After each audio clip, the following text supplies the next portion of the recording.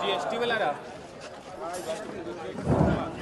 अभी आप सब लोग के सामने वहाँ रेखा जी आ गई है, जो जहाँ है वहाँ बैठे रहेंगे। अभी संबोधित है, लोकल लोग हैं, इनका बागल में जो अपना घर है, लोकल कैंडिडेट है। हम सब लोग जो है सभी साथ में है, सभी भाइयों साथ में है, जो जहाँ बैठ जाए पीछे तक बहन रेखा जी को ही देंगे बोलने के लिए। आप लोग जानते हैं कि पहले एक चिमनी था बांस घाट के सामने, जो दाह संस्कार जहाँ होता था। नितिन नवीन जी हम लोग के मोहल्ला के सामने 5 चिमनी वाला दाह संस्कार का सेट खड़ा करती हैं। अब आप सोच सकते हैं कि कोरोना काल में एक चिमनी से इतना प्रदूषण होता था कि आप सब लोग से वाकिफ हैं। मैं रेखा गुप्ता सबसे पहले यहाँ उपस्थित सम्मानित मंच हमारे नकुल भैया और रामबली यादव जी, रामजी यादव जी, टिंकू यादव जी, विश्वनाथ जी, सुमित जी, सुधन कुमार, राजू जी एवं शंकर जी, गुलाम बॉस, आप सभी का हार्दिक अभिनंदन, दिल से अभिनंदन। आपने इतनी मेहनत की मेरे लिए, एक बहन के लिए, उसके लिए आप सभी को मेरा बहुत बहुत प्रणाम। एवं यहाँ उपस्थित समस्त आप सभी मेरे बाकीपुर के भाई बहन, माता, चाचा जो मेरे आशीर्वाद देने आए हैं, उन सबको मेरा हार्दिक प्रणाम, अभिनंदन। बड़ों को चरण स्पर्श, छोटों को। जितने व्यवसायी बंधु यहाँ, मैं उनको भी कहना चाहती हूँ कि मैं उनकी समस्याओं को समझती हूँ। अति पिछड़ा की बेटी हूँ तो मैं आपकी भी दर्द को समझती हूँ, आपके भी दुख को समझती हूँ कि हमारे साथ कितना मुसीबत है।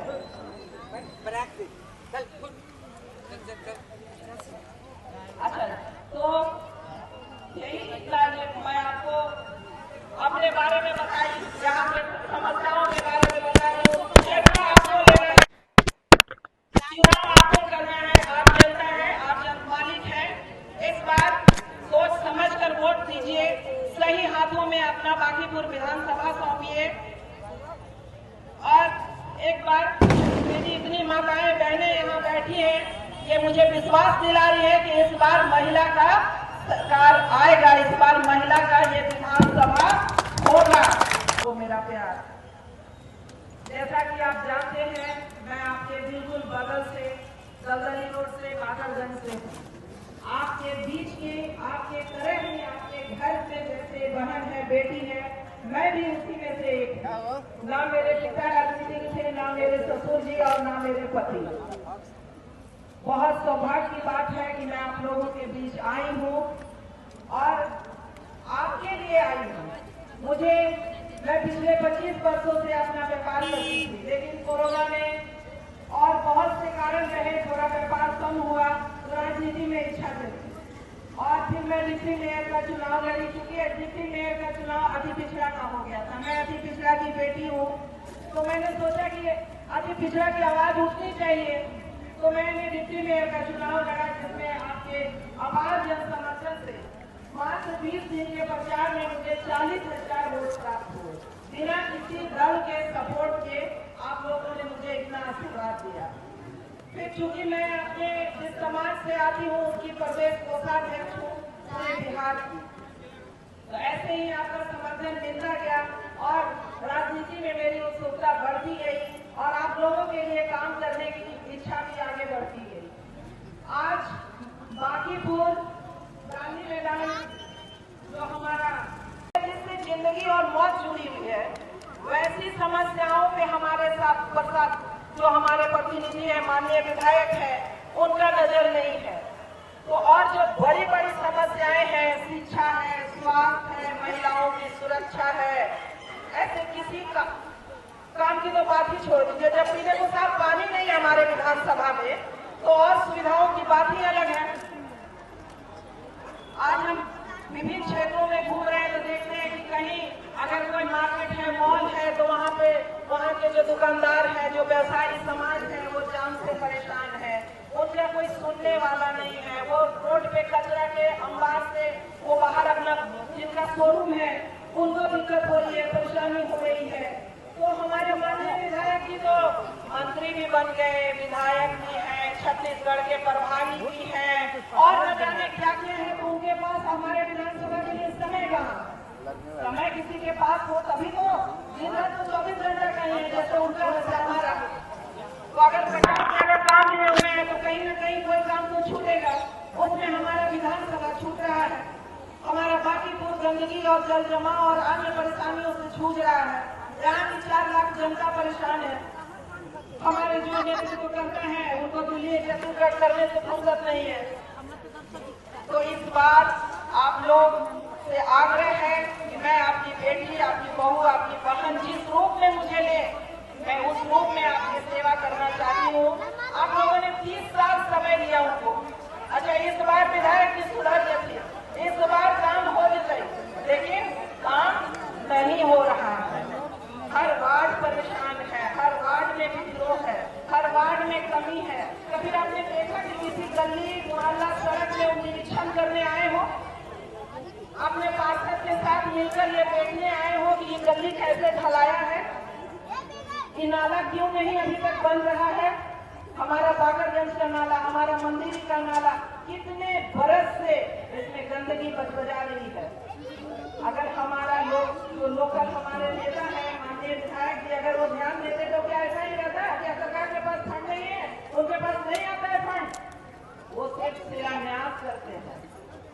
अभी चुनाव आया है, अभी जब वोट लेने की बारी है तो वो हर मोहल्ले में जो कार्य वार्ड पार्षद का है, जिनका वार्ड पार्षद का टैग लगना चाहिए, जहाँ पे जिस दीवार में वहाँ वो अपना भी नाम लिखवाते हैं। अरे भाई, वो तो वार्ड पार्षद का काम है, आप उसमें क्रेडिट क्यों ले रहे हैं? बड़ा बड़ा पुल बन रहा है तो वो तो राज्य सरकार का योजना है, आप वहाँ भी आ रहे हैं। तो सिर्फ नाम लिखने से कुछ नहीं होगा, आपको काम करना चाहिए था। आपके भरोसे थी बाकीपुर की जनता, लेकिन आपने इस जनता को आज तक तकलीफ देने का काम किया, समस्या देने का काम किया, समस्या सुलझाने का काम नहीं किया। और ऐसा भी नहीं है कि बहुत बड़ी समस्या थी, पूरे बाकीपुर की जनता उनके यहाँ घर में जाके खाना खाने के लिए मांग रही थी। अरे, जो हमारी समस्या के लिए, जिस चीज के लिए आप बैठे हैं, वो चीज तो कीजिए, हमें हमारा अधिकार तो दीजिए। हमने आपको वोट दिया, 30 साल से आपसे विश्वास किया, उस विश्वास को वो जिंदा रखने में आज नाकामयाब है। हर जगह परेशानी है। जो मूल आप देखिए, बाकीपुर में 24 विधानसभा छोटा बड़ा मिलाकर के है। आज कितने विधानसभा में स्वास्थ्य केंद्र है? नहीं है। आज कितने वार्ड में हमारा आंगनबाड़ी का स्कूल बहुत अच्छे ढंग से प्रॉपर चल रहा है, जिसमें अच्छे से पढ़ाई हो रही है? नहीं है। आज कितने जो छोटे छोटे सब्जी मार्केट है, सब्जी मंडी है, वहाँ महिलाएं अधिकतर जाती है सब्जियां खरीदने। कितने सब्जी मंडियों में महिलाओं के लिए शौचालय की व्यवस्था है? कहीं नहीं है। तो महिलाएं उससे परेशान होती है कि नहीं होती है? तो ये सब जो छोटी छोटी समस्या है, जिसका आप आसानी से निराकरण कर सकते हैं। आपको उतना सरकारी फंड आता है, सिर्फ ध्यान देने की जरूरत थी, लोगों की समस्याओं को समझने की जरूरत थी। आप नहीं समझना चाहते हैं, आप ओवर कॉन्फिडेंस में हैं कि 30 साल से जनता हमको चुन रही है और चुनते ही रहेगी, लेकिन ऐसा नहीं होगा। अब राजतंत्र हटेगा और प्रजातंत्र इस बार आएगा। आएगा ना?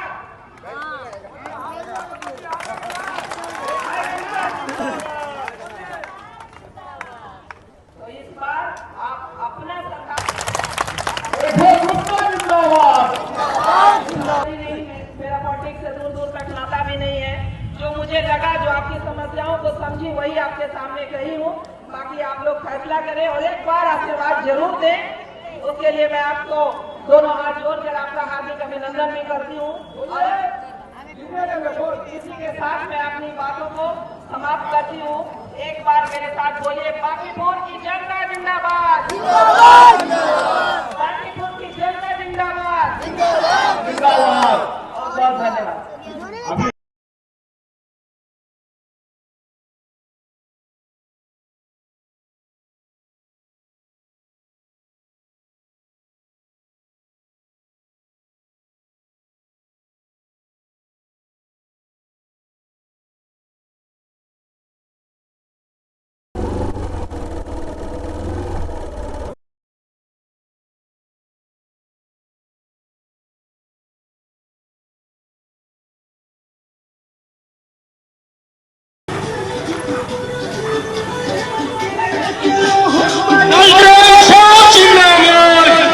राजद के उम्मीदवार रेखा गुप्ता जो बांकीपुर से खड़ी हैं, और आइए हमसे जानते हैं कि बांकीपुर को लेके इनको क्या विजन है इनका।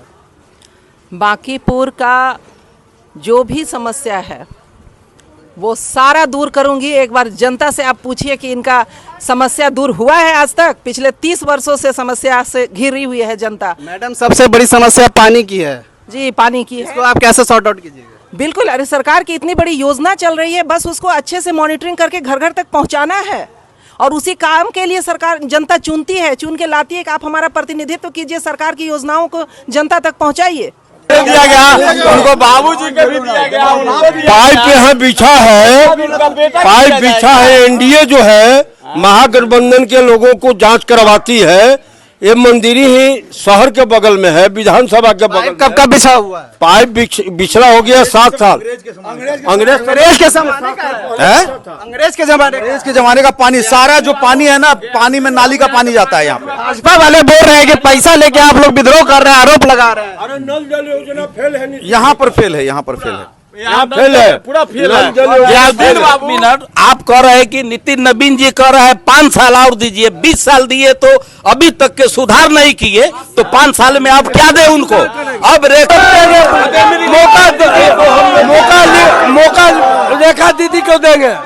आप रेखा गुप्ता को अपार जन समर्थन मिल रहा है और आने वाले चुनाव में नितिन नवीन के लिए एक चुनौती बन सकती है। बने रहिए डिजिटल न्यूज 101 के साथ। नमस्कार।